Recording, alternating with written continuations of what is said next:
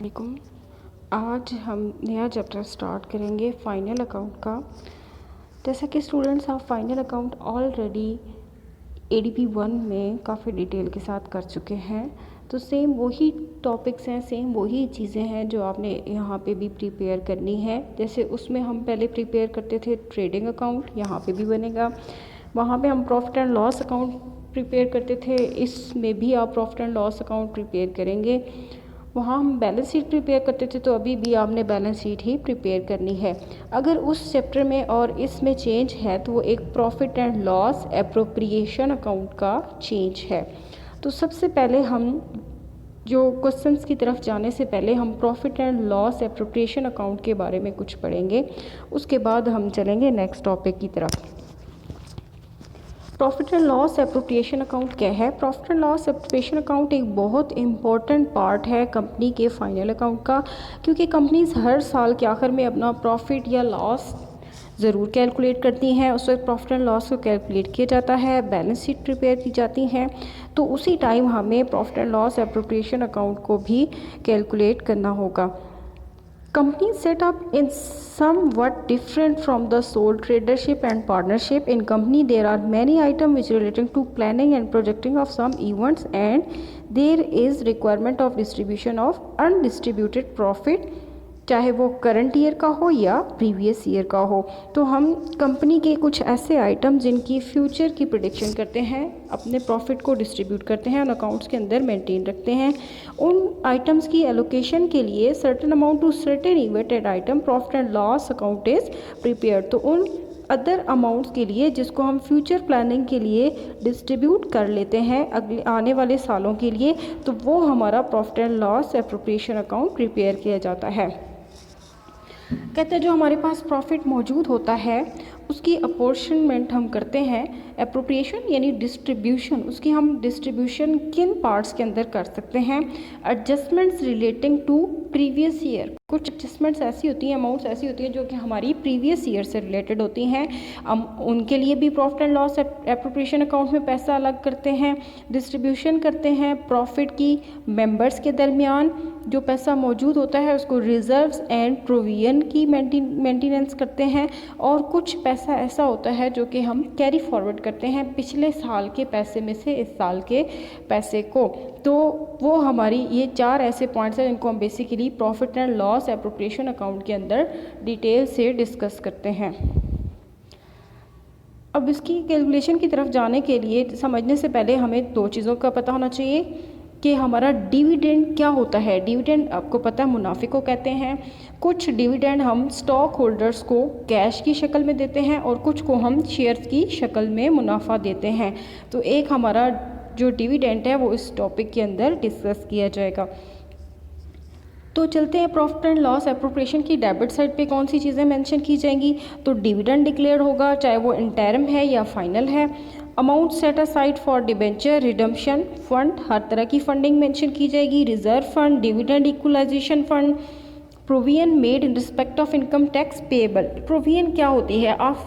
आप वक्त आने से पहले एक ख़ास अमाउंट टैक्स की सेट असाइड कर लेते हैं। मकसद क्या होता है कि हो सकता है हमें इतना टैक्स पे करना पड़े। फॉर एग्जांपल आप अमाउंट सेट असाइड करते हो 20,000 की, कि 20,000 के लगभग हमारा टैक्स बनेगा। तो ये वो पैसे हैं जो provision made for income tax payable है।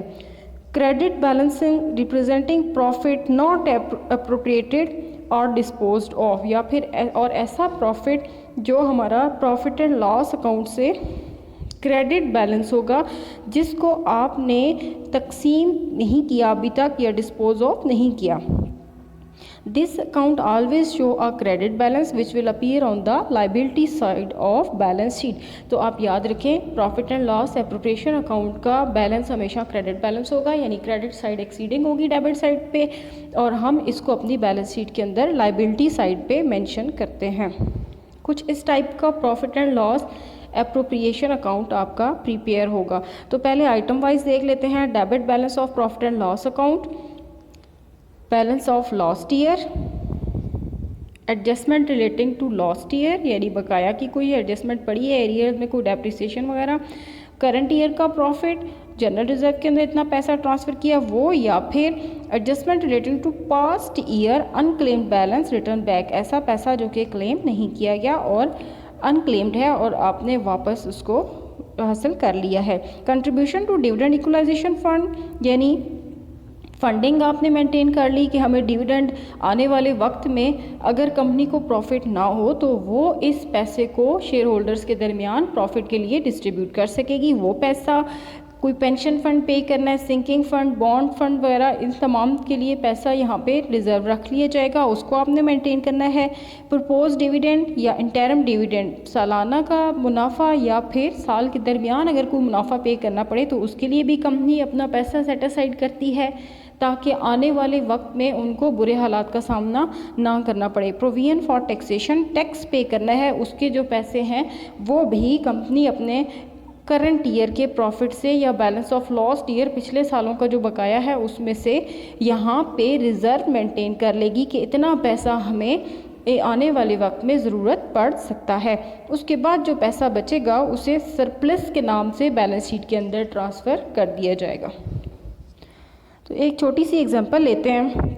Profit and loss appropriation account, general reserve में पैसे सपोज 15,000 इन्होंने अलग कर लिए हैं, जो इनका पिछला पैसा अप्रोप्रिएशन के लिए तकसीम के लिए पड़ा था वो 30,000 का है। इस साल प्रॉफिट हुआ 1,60,000 का, यानी कंपनी के पास अब जो अनडिस्ट्रीब्यूटेड टोटल पैसा है वो 1,09,000 का है। इस 1,09,000 में से कंपनी ने ये प्लान किया है कि जनरल रिजर्व में जनरली किसी भी मकसद के लिए पैसा ज़रूरत पड़ सकता है आने वाले वक्त में, उसके लिए कंपनी ने 15,000 रुपया सेट असाइड कर लिया है।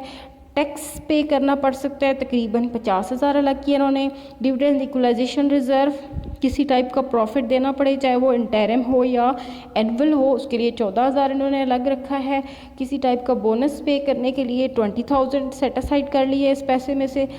डिविडेंड प्रपोज डिविडेंड पे करना था 40,000 वो अलग कर लिया है।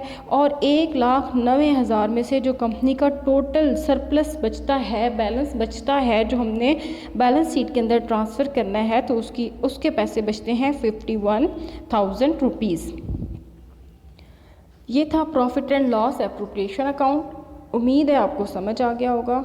अल्लाह हाफिज़। डिस्ट्रीब्यूशन करते हैं प्रॉफिट की मेंबर्स के दरमियान, जो पैसा मौजूद होता है उसको रिज़र्व्स एंड प्रोविजन की मेंटेनेंस करते हैं, और कुछ पैसा ऐसा होता है जो कि हम कैरी फॉरवर्ड करते हैं पिछले साल के पैसे में से इस साल के पैसे को।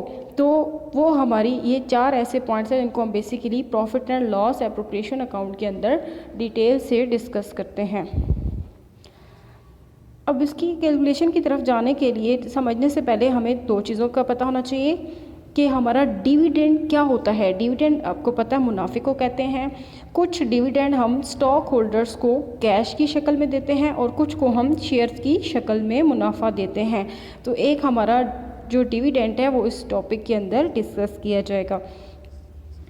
तो चलते हैं प्रॉफिट एंड लॉस एप्रोप्रिएशन की डेबिट साइड पे कौन सी चीज़ें मेंशन की जाएंगी। तो डिविडेंड डिक्लेयर होगा, चाहे वो इंटरम है या फाइनल है।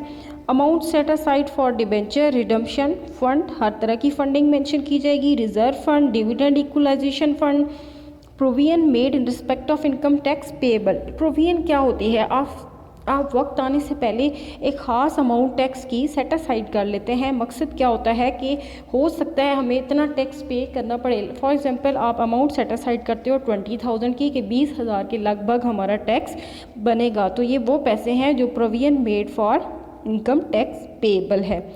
Credit balancing representing profit not appropriated और डिस्पोज्ड ऑफ, या फिर और ऐसा प्रॉफिट जो हमारा प्रॉफिट एंड लॉस अकाउंट से क्रेडिट बैलेंस होगा जिसको आपने तकसीम नहीं किया अभी तक या डिस्पोज ऑफ नहीं किया। This account always show a credit balance which will appear on the liability side of balance sheet. तो आप याद रखें profit and loss appropriation account का बैलेंस हमेशा क्रेडिट बैलेंस होगा, यानी क्रेडिट साइड एक्सीडिंग होगी डेबिट साइड पे, और हम इसको अपनी बैलेंस शीट के अंदर लाइबिलिटी साइड पे मेंशन करते हैं। कुछ इस टाइप का profit and loss appropriation account आपका प्रिपेयर होगा। तो पहले आइटम वाइज देख लेते हैं। Debit balance of profit and loss account, balance of last year, adjustment relating to last year, यानी बकाया की कोई एडजस्टमेंट पड़ी है, एरियर में कोई डेप्रिसिएशन वगैरह, करंट ईयर का प्रॉफिट, जनरल रिजर्व के अंदर इतना पैसा ट्रांसफ़र किया वो, या फिर adjustment relating to past year unclaimed balance return back, ऐसा पैसा जो कि क्लेम नहीं किया गया और अनक्लेम्ड है और आपने वापस उसको हासिल कर लिया है। Contribution to dividend equalisation fund, यानी फंडिंग आपने मेंटेन कर ली कि हमें डिविडेंड आने वाले वक्त में अगर कंपनी पेयर होगा। तो पहले आइटम वाइज देख लेते हैं। Debit balance of profit and loss account, balance of last year, adjustment relating to last year, यानी बकाया की कोई एडजस्टमेंट पड़ी है, एरियर में कोई डेप्रिसिएशन वगैरह, करंट ईयर का प्रॉफिट, जनरल रिजर्व के अंदर इतना पैसा ट्रांसफ़र किया वो, या फिर adjustment relating to past year unclaimed balance return back, ऐसा पैसा जो कि क्लेम नहीं किया गया और अनक्लेम्ड है और आपने वापस उसको हासिल कर लिया है। Contribution to dividend equalisation fund, यानी फंडिंग आपने मेंटेन कर ली कि हमें डिविडेंड आने वाले वक्त में अगर कंपनी को प्रॉफिट ना हो तो वो इस पैसे को शेयर होल्डर्स के दरमियान प्रॉफिट के लिए डिस्ट्रीब्यूट कर सकेगी। वो पैसा कोई पेंशन फंड पे करना है, सिंकिंग फंड, बॉन्ड फंड वगैरह, इन तमाम के लिए पैसा यहाँ पे रिजर्व रख लिया जाएगा, उसको आपने मेंटेन करना है। प्रपोज डिविडेंड या इंटरम डिविडेंड, सालाना का मुनाफा या फिर साल के दरमियान अगर कोई मुनाफा पे करना पड़े तो उसके लिए भी कंपनी अपना पैसा सेट असाइड करती है ताकि आने वाले वक्त में उनको बुरे हालात का सामना ना करना पड़े। प्रोविजन फॉर टैक्सेशन, टैक्स पे करना है, उसके जो पैसे हैं वो भी कंपनी अपने करंट ईयर के प्रॉफिट से या बैलेंस ऑफ लास्ट ईयर पिछले सालों का जो बकाया है उसमें से यहाँ पे रिज़र्व मेंटेन कर लेगी कि इतना पैसा हमें आने वाले वक्त में ज़रूरत पड़ सकता है। उसके बाद जो पैसा बचेगा उसे सरप्लस के नाम से बैलेंस शीट के अंदर ट्रांसफ़र कर दिया जाएगा। तो एक छोटी सी एग्जांपल लेते हैं। Profit and loss appropriation account, general reserve में पैसे सपोज 15,000 इन्होंने अलग कर लिए हैं, जो इनका पिछला पैसा एप्रोप्रिएशन के लिए तकसीम के लिए पड़ा था वो 30,000 का है। इस साल प्रॉफिट हुआ 1,60,000 का, यानी कंपनी के पास अब जो अनडिस्ट्रीब्यूटेड टोटल पैसा है वो 1,09,000 का है। इस 1,09,000 में से कंपनी ने ये प्लान किया है कि जनरल रिजर्व में जनरली किसी भी मकसद के लिए पैसा ज़रूरत पड़ सकता आने वाले वक्त में, उसके लिए कंपनी ने 15,000 रुपया सेट असाइड कर लिया है।